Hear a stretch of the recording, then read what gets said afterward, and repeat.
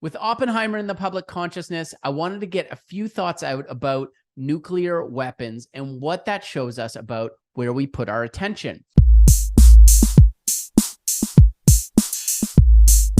First, I want to tell you a story about the man who saved us from nuclear war. On September 26, 1983, a colonel in the Soviet army named Stanislav Petrov, someone that most people have never heard of, was an officer on duty monitoring early warning satellites that would detect a missile headed from the US to the Soviet Union. And just after midnight, the system started alerting him about an intercontinental missile, a nuclear weapon headed toward the Soviet Union from the US.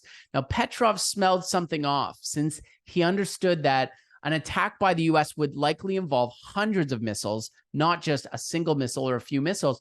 And his decision not to alert his superiors saved the life of hundreds of millions of people. If he had alerted them, then the Soviets would have sent missiles to the US would have responded, mutually assured destruction, and hundreds of millions of people would have died.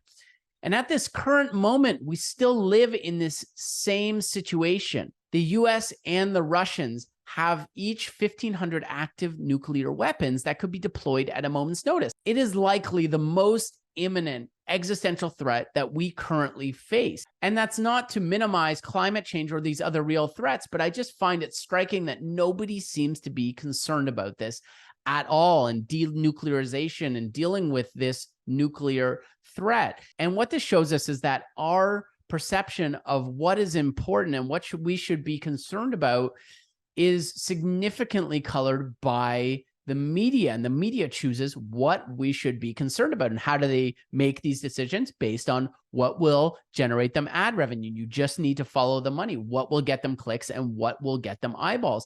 This is the incentive model of the internet. This is the incentive model of media.